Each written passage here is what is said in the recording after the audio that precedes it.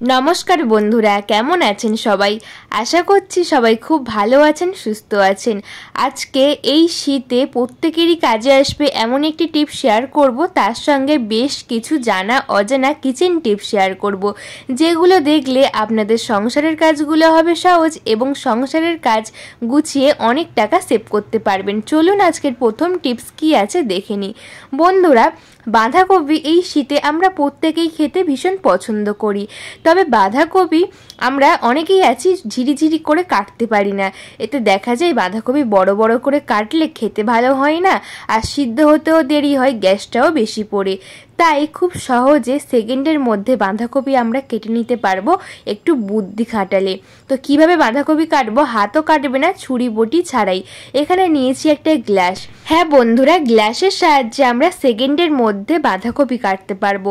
আমাদের প্রত্যেকের বাড়িতে গ্লাস থাকে, আর এই গ্লাসগুলো দেখা যায় খুব ধারালো হয়। এখানে হাতও কাটবে না, সেকেন্ডের মধ্যে দেখুন কত সহজে বাঁধাকপিটা আমরা কেটে ফেলছি। যারা সবজি কাটতে জানে না তারাও কিন্তু এই পদ্ধতি অ্যাপ্লাই করলে খুব সুন্দর বাঁধাকপি কাটতে পারবে, আর হাত কাটারও কোনো চান্স থাকবে না। কারণ যখনই আমরা কোনো শাক বা বাঁধাকপি কাটতে যাই, দেখা যায় ঝিরিঝিরি করে কাটতে যাই, তাতে দেখতে সুন্দর হয়, খেতে ভালো হয়। খুব ভালো করে ঝিরিঝিরি করে কাটতে গেলে দেখা যায় হাত কেটে বসে থাকে। তো এইভাবে অ্যাপ্লাই করবেন, দেখবেন সহজের মধ্যে সেকেন্ডের মধ্যে একদম বাঁধাকপি কাটতে পারবেন, হাতও কাটবে না, আর কাজটাও খুব তাড়াতাড়ি হয়ে যাবে। এখানে আমি দুরকমভাবে আপনাদের সাথে শেয়ার করব। প্রথমটা গ্লাস দিয়ে কাটলাম, চলুন দ্বিতীয় পদ্ধতি দেখে নিই। আমাদের প্রত্যেকের বাড়িতে গ্রেটার থাকে, তবে গ্রেটারের এই বড় বড় ফাঁদ দিয়ে আমরা কোনো কিছুই তেমন কিছু করি না। এই বড় বড় ফাঁদ দিয়ে খুব সুন্দর বাঁধাকপি কাটা যায়। দেখুন কত সহজে ঝিরিঝিরি করে আমরা গ্রেটার দিয়েও সুন্দর করে বাঁধাকপি কাটতে পারি সেকেন্ডে। কাজটা কতটা সহজ হয়ে যাচ্ছে, আর আমাদের হাত কাটার কোনো চান্স নেই। বন্ধুরা, আজকের এই দুটো আইডিয়া কোনটা সবচেয়ে বেশি ভালো লাগলে অবশ্যই কমেন্ট করে জানাবেন। চলুন পরবর্তী টিপস দেখে নিই। বন্ধুরা, আমাদের প্রত্যেকেরই বেলুন চাকিতে রুটি বেলতে হয় রোজ, তবে এই বেলুনিগুলো আমরা প্রত্যেক দিন ধুতে পারি না, আর এর মধ্যে আটাগুলো লেগে লেগে কিন্তু এইভাবে চিপকে থাকে।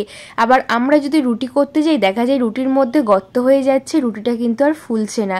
তখন আমাদের কিন্তু এটা বাধ্য হয়ে ধুতে হয়। আজকে এই বেলুনি বা বেলুন চাকি দুটোই কিন্তু না ধুয়ে আমরা খুব সহজে পরিষ্কার করতে পারবো।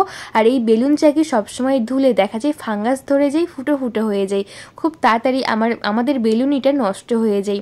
তাই আজকেই একটা আলু দিয়ে এই বেলুনিটাকে আমরা পরিষ্কার করতে পারবো। এখানে একটা আলু নিয়ে খুব ছোট্ট মতো কেটে নিয়েছি আলু, তারপরে একটু এইভাবে দাগ করে দিচ্ছি। আলুর রস খুব ভালো ক্লিন করতে সাহায্য করে। এর মধ্যে দিয়ে দেব কিছুটা পরিমাণ লবণ।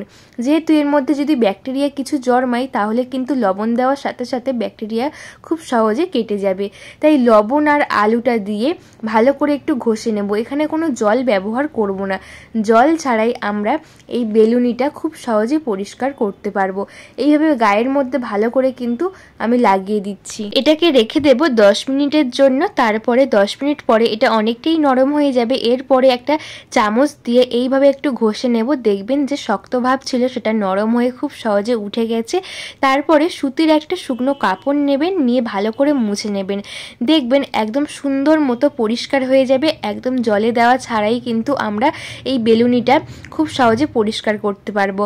আর এটাকে কিভাবে অনেক দিন পর্যন্ত ব্যবহার করতে পারবেন চলুন দেখে নিই। আমি এই বেলুনিটা ভালো করে শুকিয়ে নিয়েছি, এরপর হাতের মধ্যে একটু তেল দিয়ে, সরষের তেল দিয়ে ভালো করে মিশিয়ে নিচ্ছি। তারপরে এটা ব্যবহার করুন, দেখবেন এই বেলুনি অনেক দিন পর্যন্ত চলবে, কোনো পোকা ধরবে না, আর কোনো ফাঙ্গাসও ধরবে না।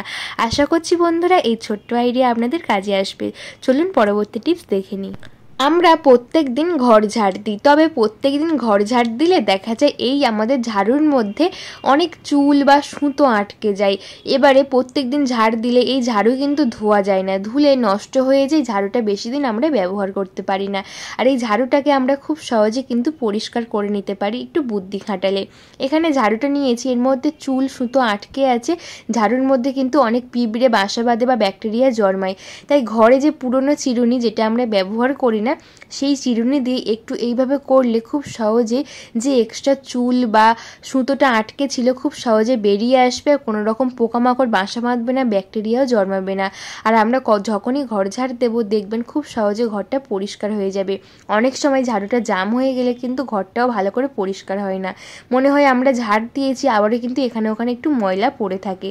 তাই ঘরে বসেই এইভাবে পুরনো একটা চিরুনি দিয়েই কিন্তু আমরা এই ঝাড়ুটাকে পরিষ্কার করে ফেলতে পারি। তাই রোজ রোজ ঝাড়ু না ধুয়ে এই পদ্ধতি অ্যাপ্লাই করবেন, দেখবেন অনেক উপকৃত হবেন। এই টিপসটি আপনাদের কেমন লাগলে একটা কমেন্ট করে বলবেন, ভালো লাগলে লাইক করে প্লিজ আমার পাশে থাকবেন। চলুন পরবর্তী টিপস দেখে নিই। বন্ধুরা, এই শীতে আমরা প্রত্যেকেই ব্ল্যাঙ্কেট ব্যবহার করি, তবে ব্ল্যাঙ্কেট এত পরিমাণে ময়লা হয় আমরা কিন্তু টের পাই না। এই ব্ল্যাঙ্কেট ধুতে গেলে অনেকটা ভারী হয়ে যায়, আর আমাদের মহিলাদের পক্ষে এই ব্ল্যাঙ্কেট ধোয়া কখনোই সম্ভব হয় না।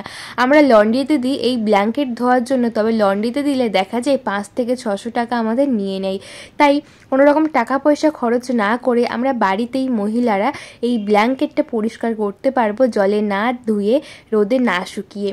কিভাবে চলুন দেখে নিই। এখানে ব্ল্যাঙ্কেটটা এত মোটা মোটা ব্ল্যাঙ্কেট, আমাদের মনে হয় যে এটা পরিষ্কারই আছে, তবে যখনই আমরা পরিষ্কার করি দেখা যায় এর মধ্যে প্রচুর পরিমাণে ময়লা জমে।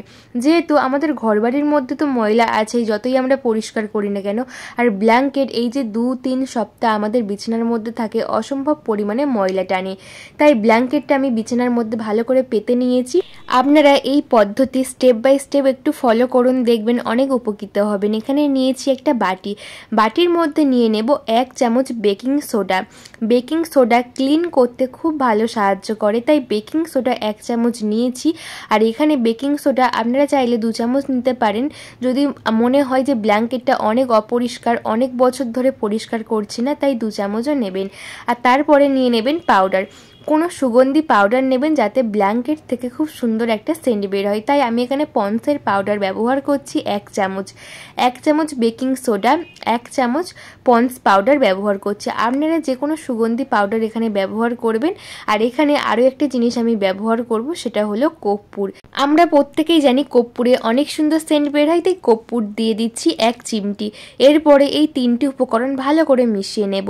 দেখবেন এই পদ্ধতি একবার অ্যাপ্লাই করলেই আপনারা হাতে নাতে রেজাল্ট পাবেন। এত পরিমাণে ময়লা বের হবে, কোনো রকম জলে না ধুয়ে, রোদে না শুকিয়ে, আপনারা কিন্তু অনেক উপকৃত হবেন। ভালো করে এটা মিশিয়ে নিয়েছি একটা চায়ের ছাঁকনি। আমাদের প্রত্যেকের বাড়িতে চায়ের ছাঁকনি থাকে, আর চায়ের ছাঁকনি নেওয়াটা খুব দরকার, না হলে আমাদের এই যে পুরো অত বড় ব্ল্যাঙ্কেটে এইটুকু জিনিস পুরোটাই কিন্তু ছড়াতে হবে। তাই চায়ের ছাঁকনির সাহায্যে এইভাবে পুরো ব্ল্যাঙ্কেটের মধ্যে আমরা ছড়িয়ে দেব। তাহলে চায়ের ছাঁকনি নিলে কতটা উপকার হচ্ছে দেখুন। এইভাবে কিন্তু পুরো ব্ল্যাঙ্কেটের মধ্যে আমি ছড়িয়ে দিচ্ছি এই মিশ্রণটা যেটা বানিয়েছি। দেখবেন বন্ধুরা, আমাদের বাড়িতে বাচ্চা থাকলে এই ব্ল্যাঙ্কেটের মধ্যে টয়লেট করলে একটা বাজে গন্ধ ছাড়ে, বা ব্ল্যাঙ্কেটটা আমরা বড়রাও গায়ে দিলে খুব তাড়াতাড়ি ময়লা হয়ে যায়, কারণ এটা ভেলভেটের হয়, খুব সহজে ময়লা টানে।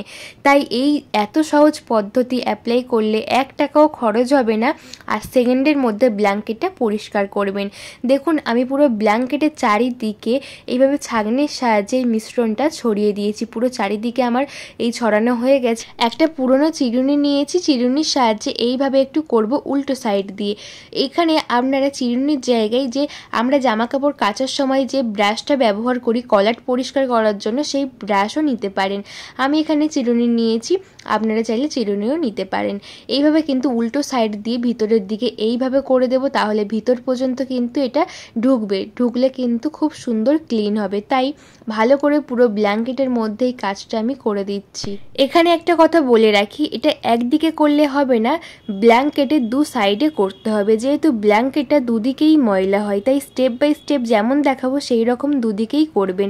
এখানে নিয়েছি একটা পাত্র, আর নিয়ে নিচ্ছি উষ্ণ গরম জল। এখানে ঠান্ডা জল নিলে হবে না, উষ্ণ গরম জল নিয়েছে, দিয়ে দিচ্ছি লবণ দিয়েছি, আর এর মধ্যে দিয়ে দেব শ্যাম্পু। যে কোনো শ্যাম্পু এখানে ব্যবহার করতে পারেন। 1 টাকার পাতা শ্যাম্পুর মধ্যে হাফটা শ্যাম্পু দিলেই হবে। এখানে শ্যাম্পু আর লবণটা ভালো করে মিশিয়ে নিচ্ছি। এখানে আরও একটু শ্যাম্পুর প্রয়োজন, তাই আরও একটু শ্যাম্পু আমি এখানে দিয়ে দিচ্ছি। তো ভালো করে এটাকে জলটার মধ্যে মিশিয়ে দিয়েছি শ্যাম্পুটা। এরপরে একটা পরিষ্কার কাপড় নিতে হবে। একবার করবেন, দেখবেন খুব ভালো রেজাল্ট পাবেন। এই শীত পড়েছে, এই সময় করবেন, আর শীত যাওয়ার সময় একবার করে ব্ল্যাঙ্কেটটাকে তুলে দেবেন, দেখবেন অনেক উপকৃত হবেন। এখানে একটা পরিষ্কার কাপড় দিয়ে ভালো করে আমি এটাকে চিপে নিচ্ছি। ভালো করে চিপে নিয়ে এটাকে এবারে আমাদের পেতে দিতে হবে কাপড়টা। এর মধ্যে নিয়ে নেব একটা আমাদের যে কড়া হয় ননস্টিকের কড়ার উপরের ঢাকনা, সেই ঢাকনা নিয়েছি। এই ঢাকনাটা দিয়েই কিন্তু আজকের এই ব্ল্যাঙ্কেটটা পরিষ্কার করব।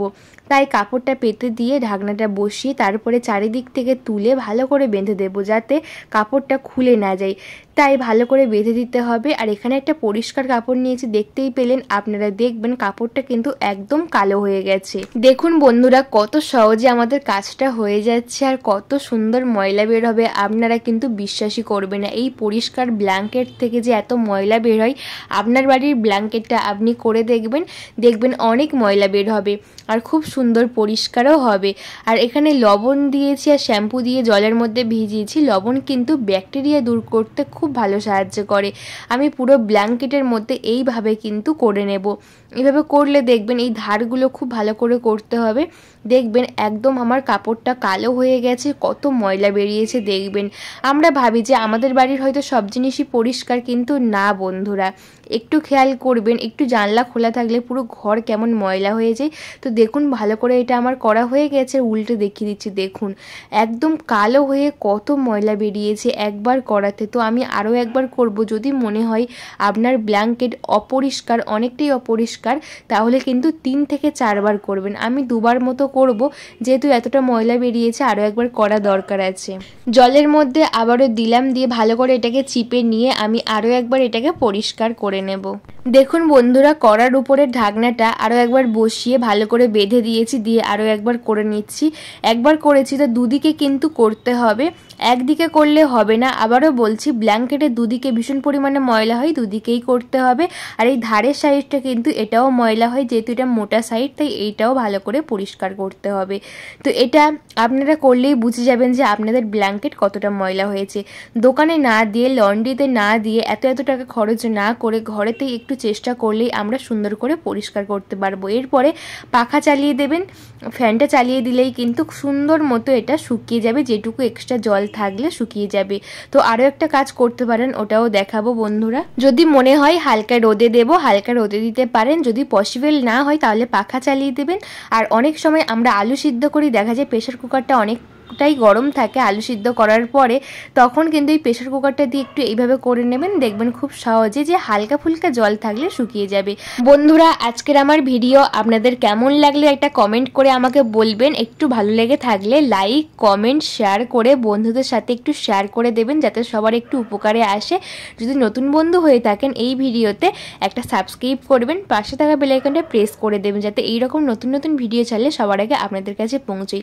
আজকের আমার এই ভিডিও আপনারা কে কোন জায়গা থেকে দেখছেন বন্ধুরা একটা কমেন্ট করে বলবেন। আমার খুব ভালো লাগবে যে আমার ভিডিও কতদূর যাচ্ছে, কে দেখছেন। তো সবাই ভালো থাকবেন, সবাইকে ভালো রাখবেন। নতুন ভিডিও দেখার জন্য অবশ্যই আমাকে সাপোর্ট করবেন, আমার পাশে থাকবেন। ধন্যবাদ বন্ধুরা।